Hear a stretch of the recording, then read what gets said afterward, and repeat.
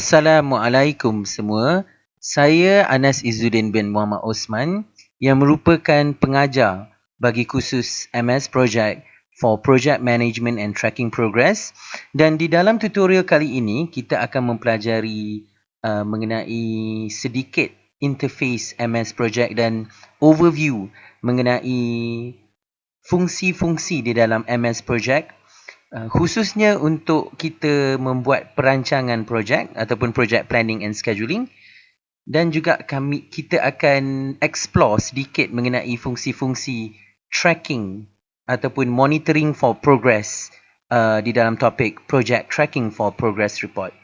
So secara asasnya software MS Project ni sebenarnya digunakan untuk pengurusan projek or project management lah. Dan bila kita kata project management itu sendiri merangkumi dua aspek, iaitu project planning or scheduling and also project tracking for progress report. Ataupun kalau kita nak translate kan, MS Project software ni basically memang untuk kita plan dan schedule untuk membuat perancangan projek, dan juga untuk monitor ataupun memantau projek kita untuk kita menjana ataupun membina progress report kita. Okey, termasuk membina carta S-curve dan sebagainya. So di dalam pasaran sekarang bukan sahaja software MS Project yang digunakan untuk perancangan projek. Ada juga software-software yang popular yang digunakan oleh syarikat-syarikat besar seperti Primavera. So secara asasnya Primavera software ni pun boleh melaksanakan fungsi-fungsi di dalam project management, termasuk project planning dan juga project tracking. So kita akan mulakan dengan permulaan pengenalan buttons MS Project, fungsi MS Project, dan macam mana nak buat planning, macam mana nak buat dia punya activity sequencing, work program, work breaking structure, predecessors dan sebagainya. Okay, so kita akan tengok secara overview software MS Project ni dulu. So kita akan buka MS Project 2016.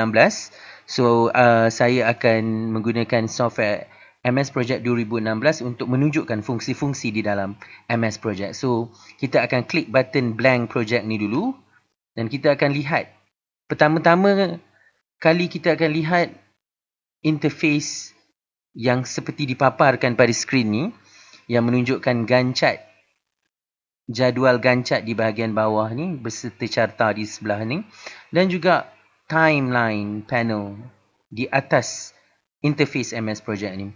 So timeline di atas ni sebenarnya merupakan ringkasan projek yang boleh kita menggunakan timeline untuk kita menunjukkan serba sedikit ringkasan projek kita. Okey, tapi kita kena ada dulu sebuah projek untuk kita masukkan ke dalam timeline kita ni. So timeline panel ni sebenarnya digunakan untuk meringkaskan projek kita yang kita telah lampirkan di dalam gancat jadual kita di bawah ni. Okey, tapi untuk sementara waktu ni kita akan off dulu timeline panel di atas ni sebab kita tak guna lagi timeline panel ni. So kita akan klik the view tab di atas dan kita akan klik function timeline off. Okey, untuk kita off sekejap timeline ni. Okey, so kalau kita nak explore button-button dalam MS Project ni, kita mesti ada serba sedikit lah, okey, aktiviti ataupun work program kita yang mengikut sequence atau mengikut turutan. So yang dipaparkan di dalam skrin sekarang adalah salah satu contoh, salah satu section di dalam the residential construction in Kuala Lumpur. Okay, so I ada keluarkan 3 fasa di dalam keseluruhan projek, termasuk apply for permits pada fasa yang pertama, site work dan foundation work. Okay, so yang disenaraikan di sini semua aktiviti-aktiviti kerja yang mengikut turutan yang kita akan cuba nak masukkan dulu ke dalam MS Project kita bersama dengan duration dia di sebelah ni, dan bersama juga dengan resources yang kita akan tetapkan di dalam MS Project kita. So pada peringkat awal bila kita nak buat apa-apa project plan, kita mestilah mengaktifkan tajuk projek kita yang terletak betul-betul di atas jadual gancat kita ni. Kita boleh mengaktifkan project title kita dengan klik the format tab. Okay. Dan klik project summary task on. So bila kita klik je project summary task function ni on, maka dipaparkan di sini ID kosong yang merujuk kepada project title kita. So kita akan masukkan project title kita. Kita boleh double click pun boleh dan type je di sini. Ataupun kita boleh tekan F2 ataupun F2 pada keyboard kita dan masukkan title dia, iaitu The Residential Construction Kuala Lumpur. So I akan klik pada kotak ni dan I akan tekan F2 or press F2 on your keyboard. Press F2 on the keyboard. Okay, dan kita boleh edit dan masuk dalam sel tu, backspace dulu, dan I masukkan dulu tajuk dia, iaitu The Residential Construction Kuala Lumpur. So ini contoh tajuk. Contoh tajuk untuk kita punya projek lah. So kita pun boleh tengok sini bahagian section data field column ni semua untuk task name. Sebelah dia adalah untuk duration. Dan sepatutnya kita akan masukkan semua aktiviti kita ataupun kita punya work program mengikut turutan, ataupun we want to insert the task, okay, mengikut sequence. Okay, so ada orang panggil kerja-kerja ni sebagai work breaking structure ataupun WBS.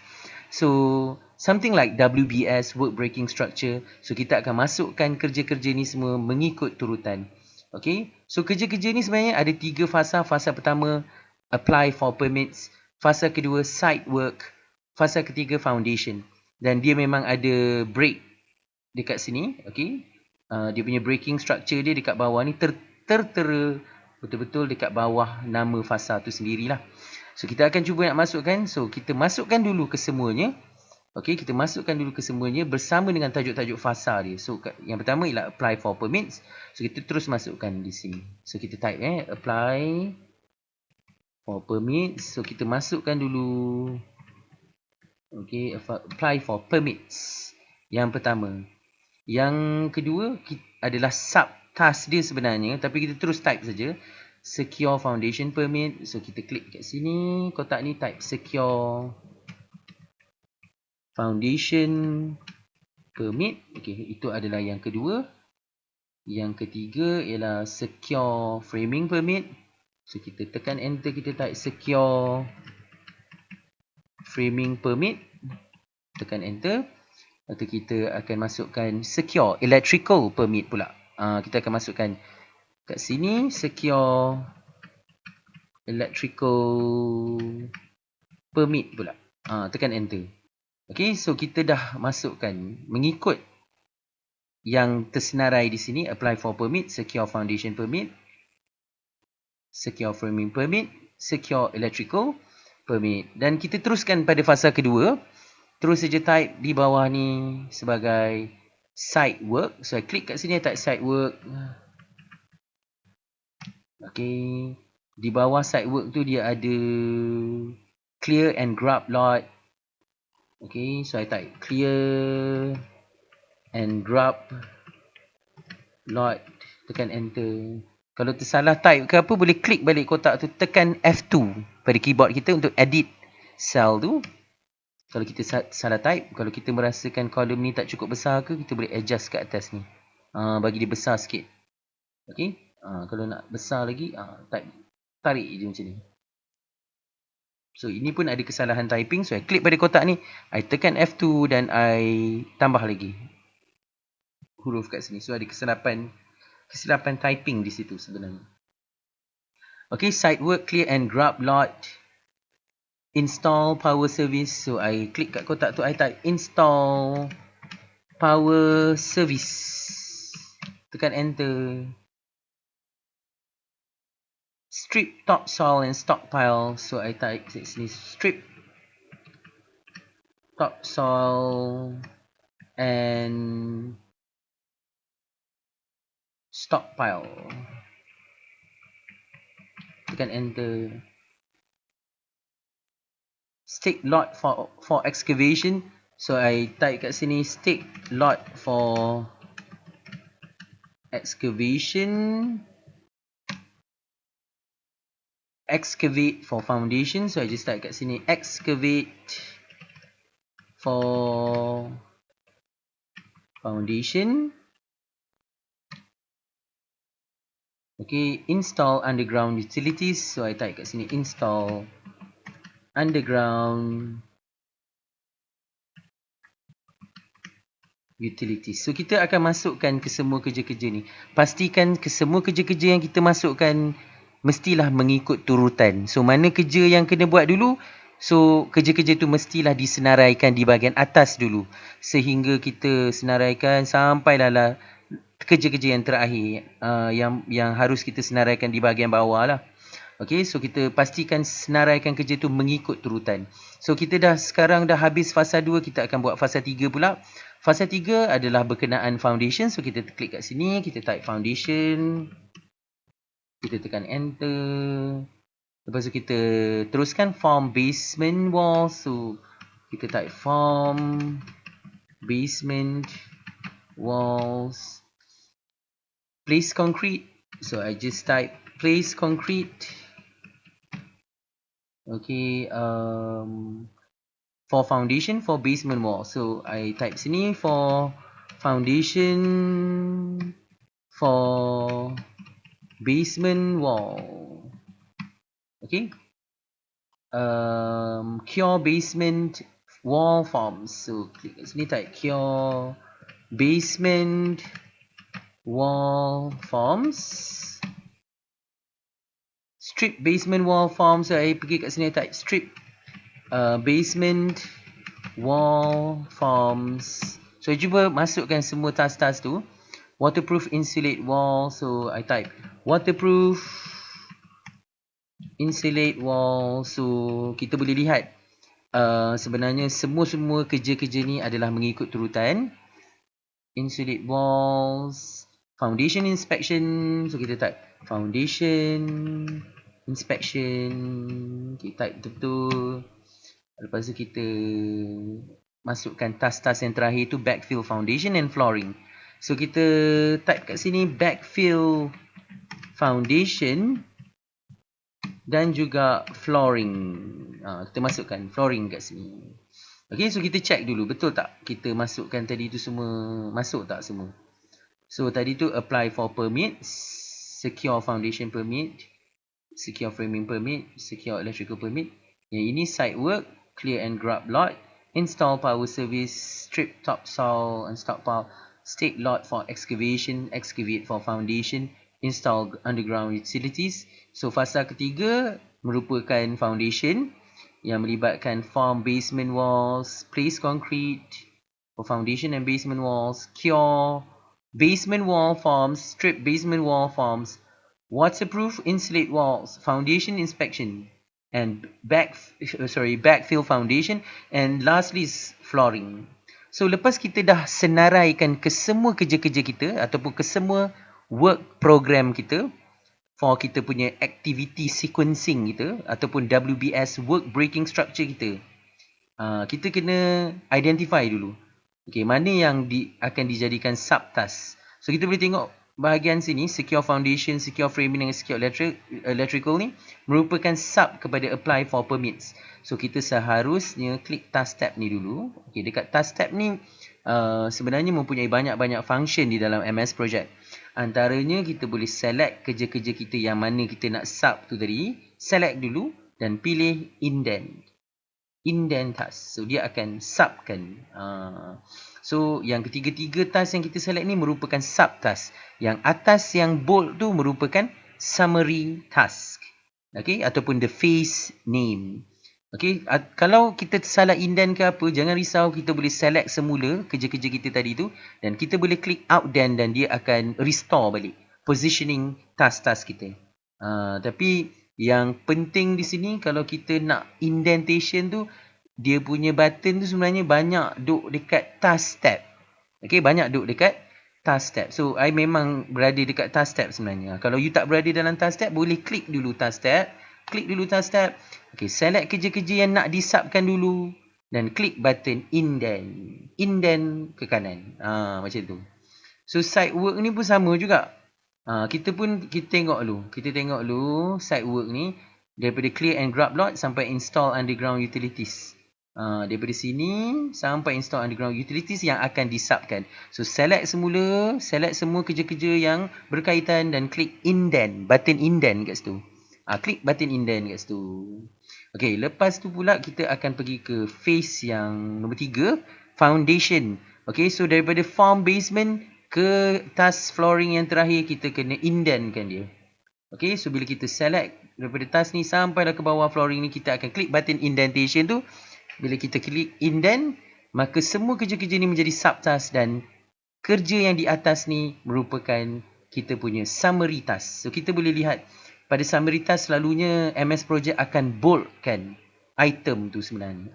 Mana-mana yang merupakan phase name ataupun summary task seperti yang ini, foundation, site work dan not Apple for permits but apply for permits. I mistyped that. Okay, so this one is actually apply for permits actually. So yang ni merupakan summary task. Tu yang dia bold. MS Project akan automatic boldkan item tu. Okay, yang ni merupakan subtask. Yang ni merupakan ini merupakan summary task. Ini merupakan summary task. So yang bawah-bawah ni semua merupakan subtask. Yang mana subtask ni selalu dia tak bold pun, dia macam tulisan biasa je kan. So dalam MS Project, bila kita nak masukkan duration kan, kalau kita nak masukkan duration tu, kita sepatutnya masukkan duration tu hanya pada subtask dia saja. So kita jangan masukkan duration kita dalam summary task ataupun the phase name yang bold tu. Sebab yang selalu benda-benda bold ni, dia akan dikalkulate secara automatik oleh MS Project lah. Okay. So kat sini kita biarkan dulu. Kita jangan type apa-apa kat dalam ni. So bila kita nak masukkan dia punya duration tu, sepatutnya kita masukkan pada subtask saja. Macam kita boleh tengok kat sini, secure foundation permit ni 0 days, 0 days, 0 days kan. So kita klik kat sini, kita type 0D. Kita klik kat sini, kita type 0D. Kita klik kat sini, kita type 0D. Macam tu. Okay, kita type 0. 0D macam tu. Tapi nampak tak kat sini kita hanya type duration hanya pada subtask saja.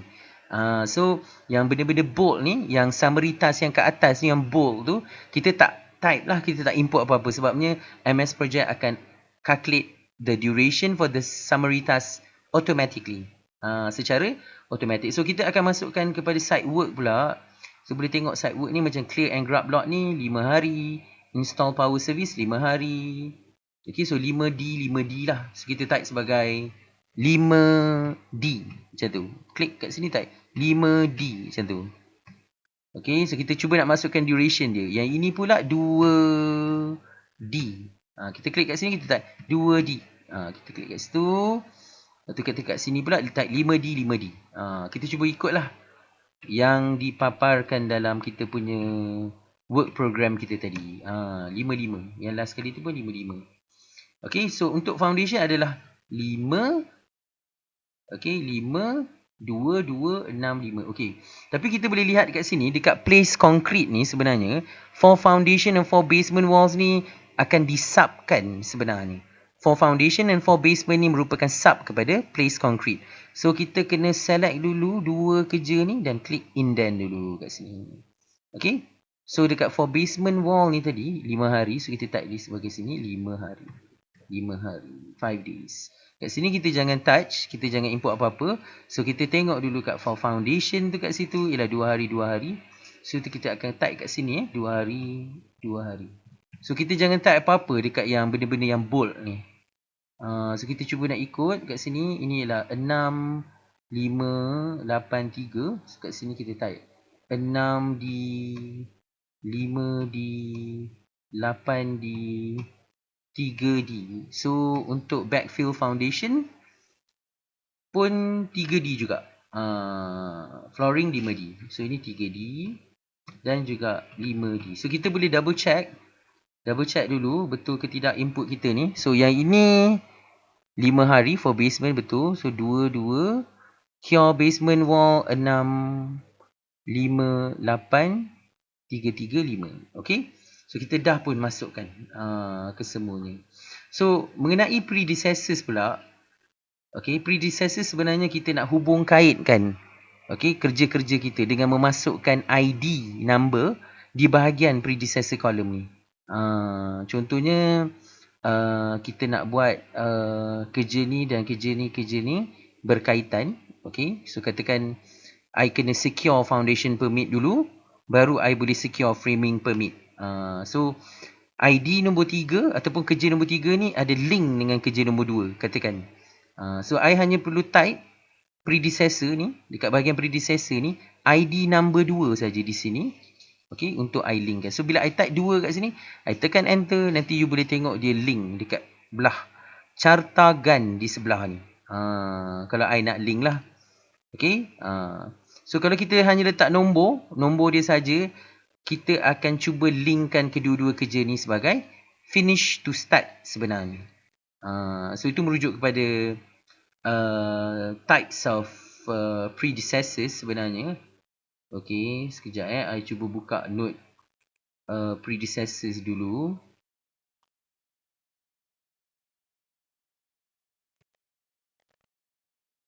Okey, predecessors yang paling popular sebenarnya memang ada 3. Okey, 3 jenis predecessor.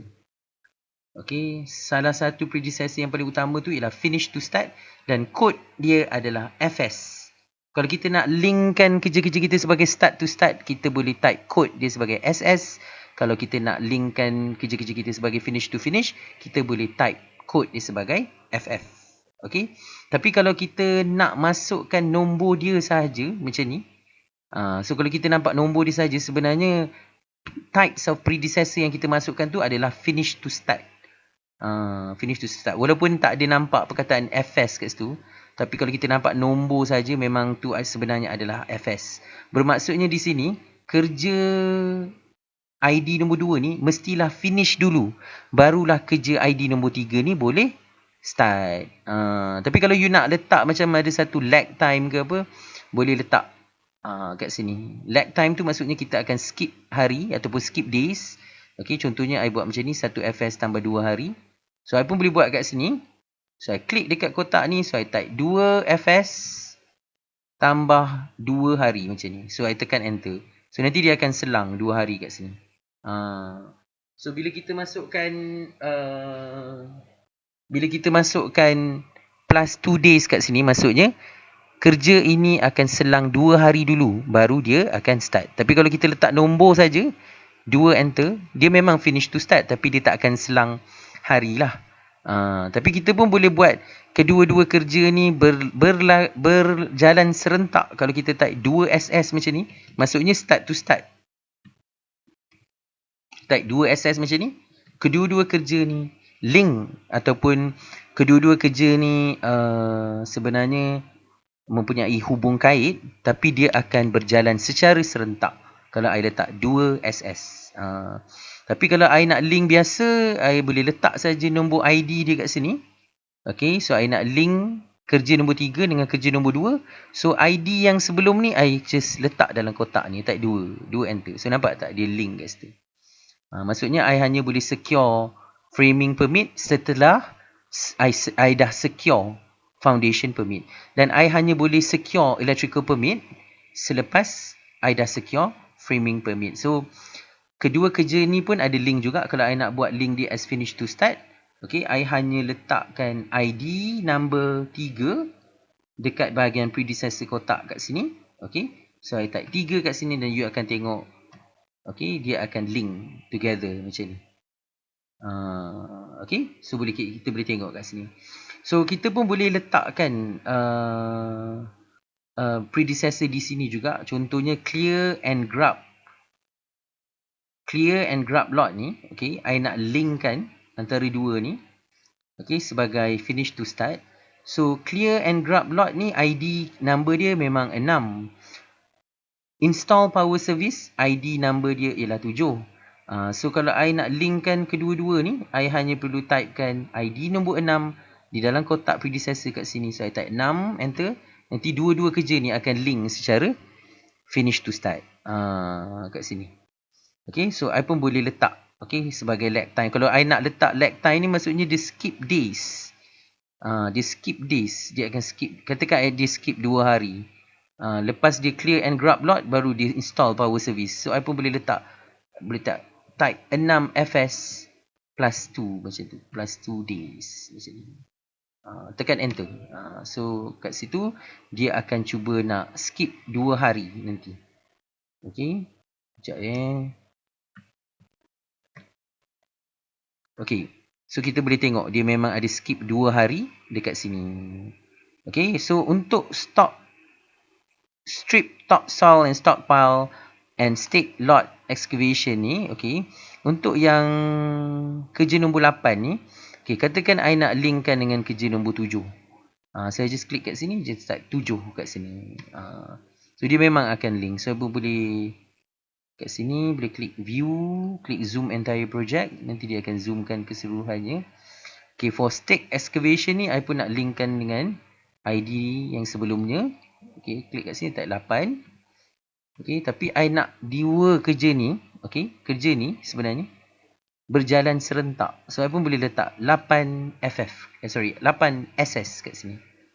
Okay, so nanti dua kerja tu akan berjalan serentak. Sebab bila you type SS tu sebenarnya dia merupakan start to start. Maksudnya dua kerja berjalan serentak. Okay, kalau I nak dua kerja ni habis serentak, I pun boleh type 8FF. Okay, 8FF.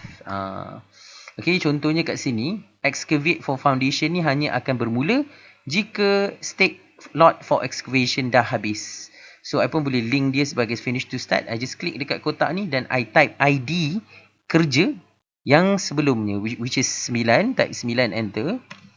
Okay, so I dah dapat kat sini. So, I nak dua kerja ni finish serentak. Okay, so I hanya typekan di sini 10 SS. Okay, so nanti dua kerja tu akan finish serentak. 10 FF kalau I nak finish dia serentak. Okay, so kalau I nak linkkan fasa ni dengan fasa ni, okay, I hanya perlu masukkan ID number 1, which is apply for permit di sini. So, I klik kat sini dan I type 1. So, nanti dia akan linkkan. Nampak? Okay, dia akan linkkan. So, fasa ni akan link dengan fasa yang kat sini. Okay. So, kat sini pula for basement walls ni, okay, I pun boleh buat dia link dengan ID nombor 11. Katakan type 11, enter. So, dia memang akan link. Okay, so place concrete I nak linkkan dekat sini. I klik kat sini, I nak linkkan dengan ID 13. Saya type 13 kat sini. Okay, kat sini I nak di start dengan for foundation, which is ID 15. Saya type 15 SS kat sini. So, dia akan start serentak. So, kalau nak tengok carta ni, I boleh zoom entire project. So, kita boleh tengok dengan lebih jelas kat sini. Okay, so for cure wall forms ni, kalau I nak dia link dengan ID 16, so just type 16 je kat sini. So, kalau you type nombor saja macam ni, memang predecessor dia sebenarnya adalah finish to start dependency. Okay, maksudnya kerja yang sebelum tu mestilah finish dulu, barulah kerja yang sekarang ni boleh start. So, yang ini I nak linkkan dengan task nombor 17. Type 17 kat sini. Okay, dia memang link sebagai finish to start. So, mungkin I buat 19, kerja ID 19 ni. Okay, dia akan start to start dengan kerja ni. So, I type kat sini, I type 18 SS, enter, macam tu. So, dia jadi macam ni. So, dia jadi start to start kat situ. Okay, so yang ini pula, I akan linkkan dengan task nombor 17 kat sini juga. So, type 17 je kat sini. Okay. Kat sini pun I akan linkkan dengan task nombor 13. So, type 13. Okay. Flooring I akan linkkan dengan task yang sebelumnya, which is task 21. So, type 21 kat sini. Okay. Klik kat sini, type 21. So, kalau kita tengok nombor saja, maksudnya link tu adalah link jenis finish to start.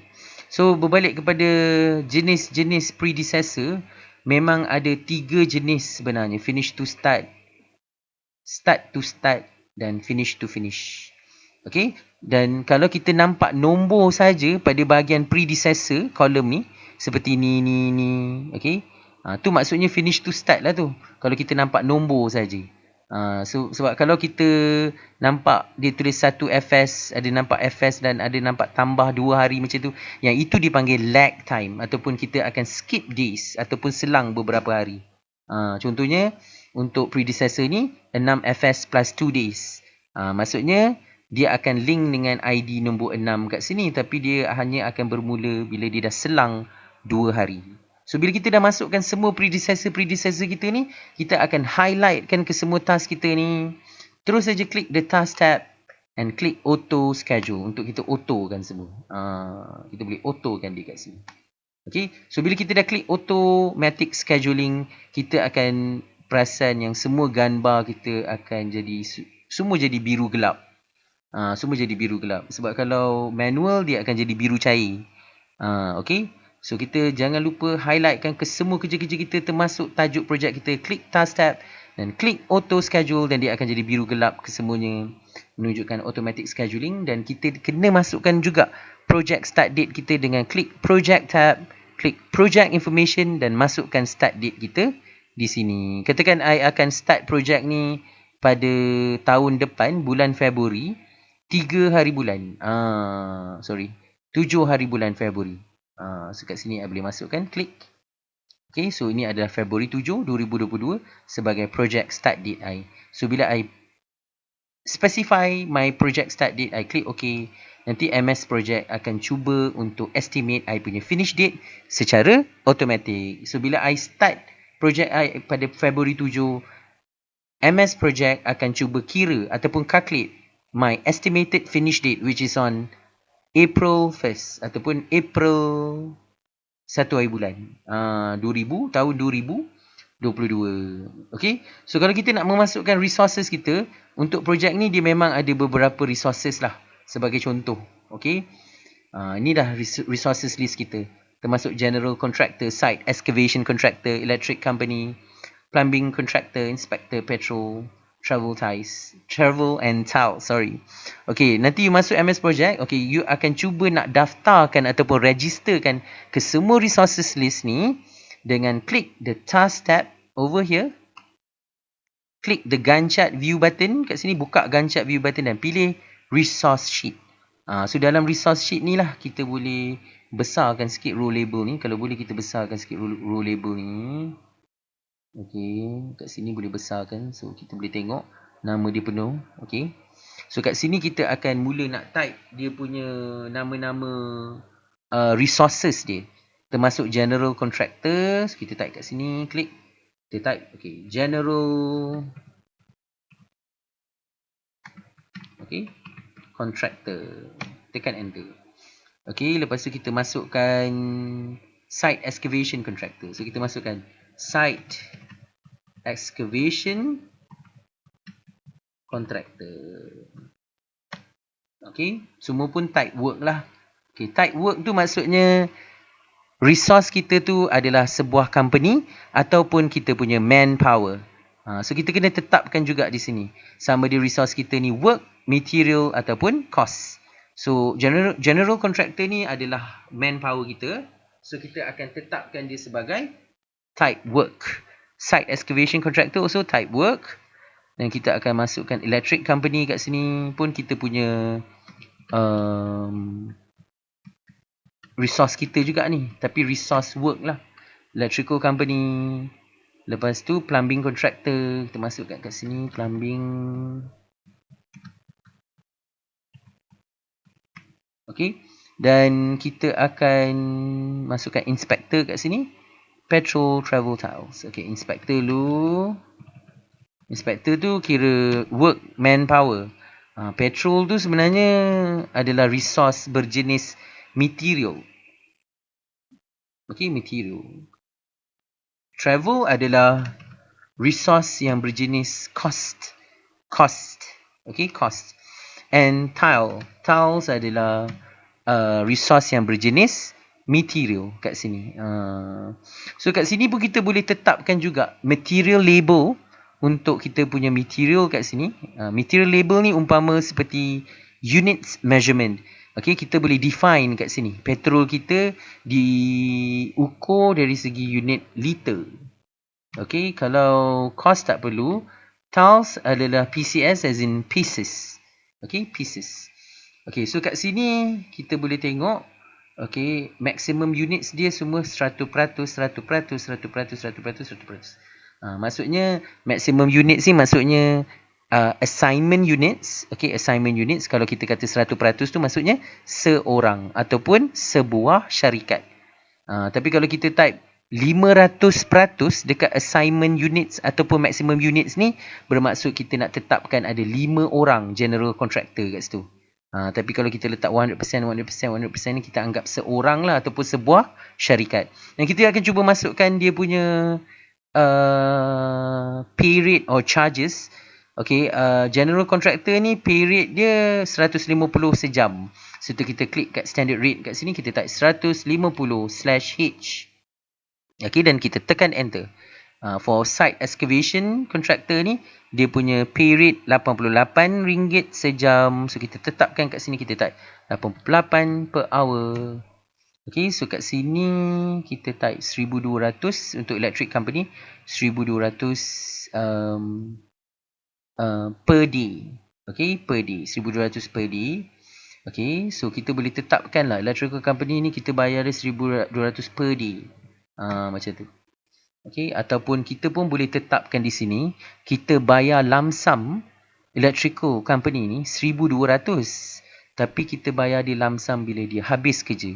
So kita akan pilih accrue at end kat sini. Okay, dan kita letak cost dia 1,200. Okay, so kat sini I cuba tukar sikit cara payment untuk electrical company ni. Kita bayar dia 1,200. So kita akan type dia dekat bahagian cost kat sini. Dan kita hanya akan bayar dia selepas dia tamat kerja. So kita akan accrue at end. Kita akan pilih accrue at end. Okay, contohlah. So I cuba ubah sikit kat sini cara pembayaran dia. Dan plumbing contractor ni pula kita akan type sebagai RM55 sejam. So kita klik kat sini. Okay, kat standard rate ni kita type 55 per hour. Okay, inspector ni kita akan letak 96 per hour. Kita type 96/H. Okay, petrol kita akan tetapkan dia kat sini sebagai RM2.20 per liter. Cost memang kita tak boleh type apa-apa kat sini lah. Apa jua yang berbentuk cost memang tidak boleh type nilai dia dalam resource sheet. Tapi untuk tiling material pieces ni kita akan letak sebagai RM15 per piece. So just type RM15 kat sini. Okay, dan terus saja kita kembali ke Gantt. Kita klik the task tab. Kita buka Gantt view button ni dan pilih Gantt kat sini. So kita sekarang ni nak cuba nak assignkan resources ni.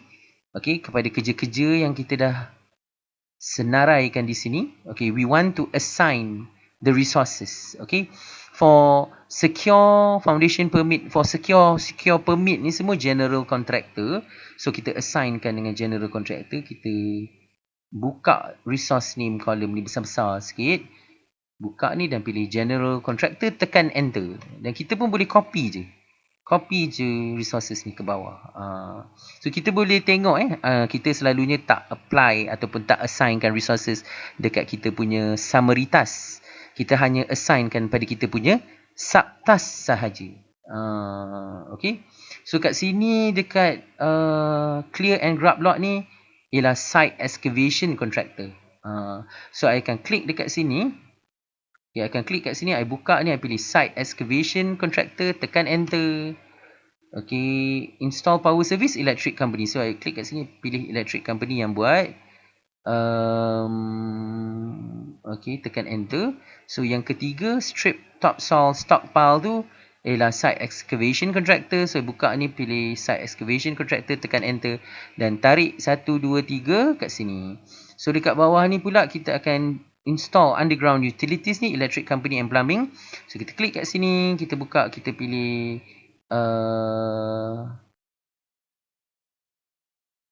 electric company and plumbing. So I pilih electric company and plumbing kat sini. Okay, dan tekan enter. Okay, so kita boleh delete dulu. Kalau tersalah ke apa, kita delete dulu siap-siap. Kita pilih electric company dan plumbing contractor. Ada dua sebenarnya kat sini. Okay, electric company and plumbing contractor untuk install underground utilities. Yang kat sini ialah concrete contractor. Okay, kesemuanya concrete contractor sampailah waterproof ni. So, I klik dekat sini. Ini I pilih concrete contractor. Tapi kat sini kita tak ada kita tak registerkan dia tadi. Okay, so kita patah balik kat resource sheet kita klik task, buka ni, pilih resource sheet. Tadi kita tak buat satu concrete contractor kan, kita tambah lagi satu kat sini, concrete contractor. Okay, type work. Dan kita cuba nak masukkan period dia tadi. Okay, katakanlah concrete contractor tu period dia dalam 78 per hour. So, kita type 78/H kat sini. Okay, tadi pun flooring contractor pun tak ada masuk tadi. So, I klik kat sini. Type flooring contractor. Okay, kat sini flooring contractor, katakanlah kita masukkan flooring contractor ni. Okay, kita masukkan dia punya payment sebagai 2,000. Kita bayar dia lamsam 2,000. Tapi kontraktor ni dia ambil payment tu masa start kerja. So, accrue at start. Okay, accrue at start. So, kita type sini 2,000 dekat bahagian cost ni, dan bahagian accrue at kita pilih start. Sebab kontraktor ni dia ambil payment sebelum dia start kerja. So, kita cuba nak masukkan dia punya resources sekarang. Kat sini ialah concrete contractor. So, kita pilih dulu concrete contractor, tekan enter. Kat sini pun sama, concrete contractor, tekan enter. Okay, dan masukkan kat sini. Okay, dah dua dah kat sini dah masuk. Okay, concrete. Sampailah waterproof Waterproof pun concrete juga. So, concrete ni pun tarik je lah. Sampailah waterproof. Okay, untuk foundation inspection ni, inspector dan travel. So, kita buka ni, kita pilih inspector. Okay, kita pilih inspector dulu. Travel tu kita boleh masukkan kemudian. Backfill foundation ni ialah site excavation contractor. Okay, site excavation contractor. Okay, flooring ialah flooring contractor dan tiles. So, kita masukkan flooring contractor dululah. Okay, masukkan flooring contractor dulu. Dekat sini, for foundation basement ni, foundation and basement wall ni, dia ada general contractor juga kat sini. So, kita klik kat sini, include juga general contractor. Dekat sini, kita include juga general contractor. Tekan enter. Okay, so dekat cure basement wall form ni, okay, dia ada includekan petrol. So, kita boleh klik dekat kotak ni. Okay. Okay, klik kat kotak ni, dua ni. Okay, klik kanan. Okay, klik kat kotak ni dan klik kanan, pilih information.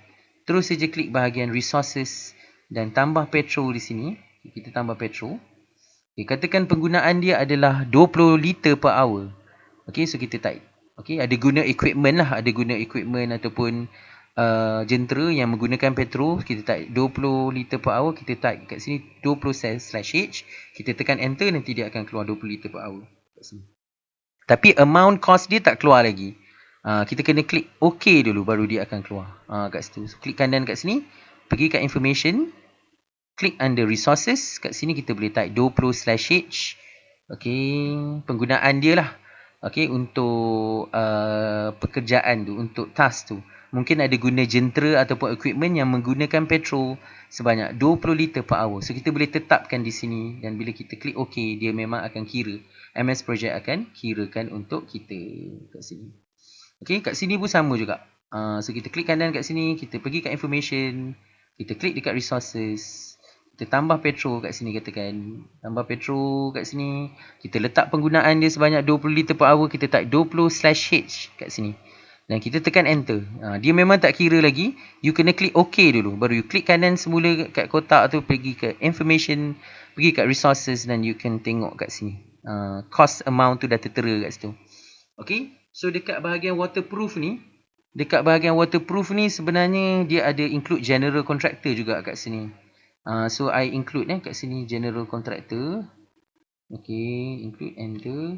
Okay, dekat sini inspector ni dia ada include travel. Okay, travel cost. Mungkin sebanyak tadi kalau kita ikut kat sini travel dia 680. So I klik kat kotak inspector ni, klik kanan, I pilih information, I pilih resources. So dekat sini I tambah travel sebenarnya. Tambah travel. Okay, kat sini I tambah cost 680. So kat sini yang kita type cost tu kat sini. Klik OK. Nanti dia akan keluar jadi macam ni. Nampak? Dia akan keluar jadi macam tu. So dekat bawah ni pula ada site excavation contractor. Okay, kita dah masukkan tadi. Dekat flooring contractor ni dia ada melibatkan material tiles kat situ kan. So kita kena klik dekat kotak tu. Kita kena klik kanan dan pilih information. Okay, dan pilih resources dan kita masukkan tiles. Okay, kita boleh tetapkan berapa pieces kat sini. Let's say I guna sebanyak 20 pieces tiling tu. 20 katakan. Okay, 20 katakan. Contoh saja. Type 20 pieces kat sini. Kat sini I type 20 pieces. Katakan I type I menggunakan 100 pieces. So I type 100 pieces kat sini. Lepas tu I tekan enter. Dan dia tak kira lagi. You kena klik OK dulu. Kena klik OK. Klik kanan. Pergi ke information. Okay, pergi ke resources. Dan tengok dia dah kira dah untuk kita. Klik OK. So kita dah masukkan semua. Kita dah assignkan ke semua resources kita. Dan kalau kita nak tengok cost kita keseluruhan, kita boleh klik dekat bahagian add new column section ni. So kita akan lihat ada satu senarai yang sangat-sangat panjang kat sini. Kita boleh filter out this list by typing C, O and choose cost. Dan MS Project akan kirakan kos keseluruhan untuk kita secara automatik. So itu yang kita guna MS Project sebenarnya untuk software ni untuk kirakan perbelanjaan, kos perbelanjaan projek kita secara sangat detail sebenarnya. Okay, so I akan navigate sikit. Okay, cuba nak navigate sikit kat sini. Ni I navigate dulu ke kanan. Okay, kat sini. So ini I punya carta sebenarnya. I klik kat sini, I klik view, I can klik zoom entire project. So I boleh tengok okay, keseluruhan carta. Dan kalau I nak lihat okay, I punya CPM ataupun I punya critical task, okay, I can klik format tab. Okay, dekat format tab ni dia ada satu function panggil critical task. So kalau you klik critical task tu, yang warna merah tu semua critical. Critical. Okay, yang warna biru ni ialah task-task yang tak critical. Okay, okay, so kat sini kalau kita nak track projek ni sebenarnya. Okay, kalau kita nak track projek ni. Okay, seharusnya kalau kita nak track projek ni, kita kenalah klik project dan set the baseline dulu. Klik project dan set the baseline. Okay, set the baseline, klik OK.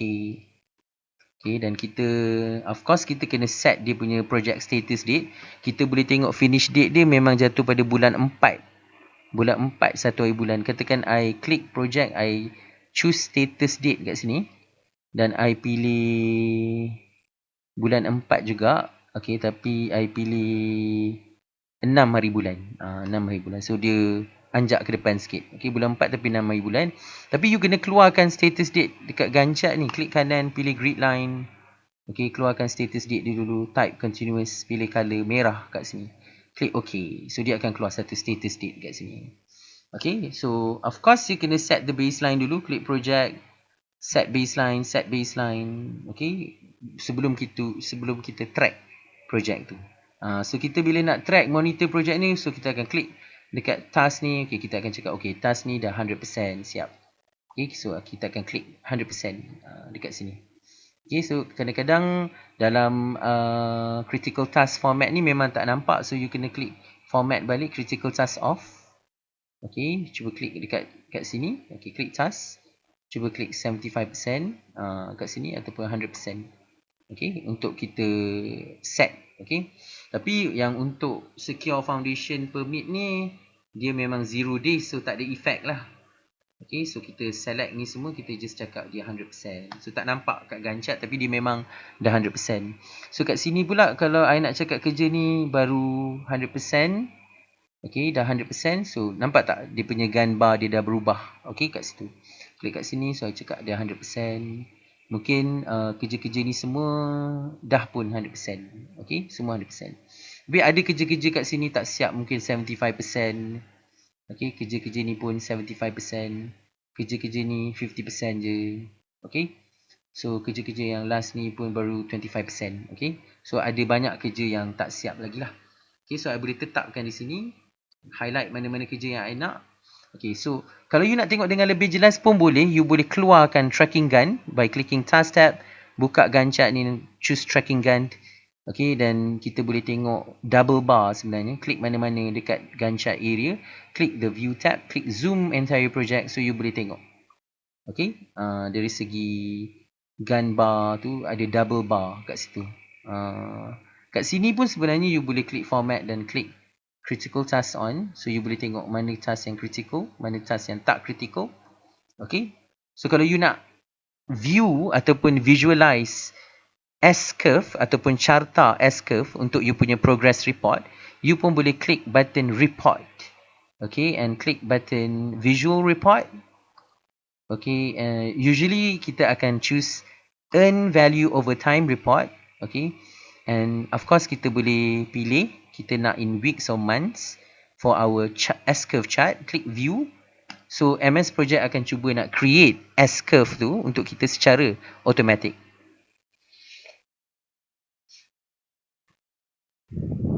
Okay, so kita sedang lihat MS Project telah menghantar data ataupun export data-data MS Project tu ke dalam Excel.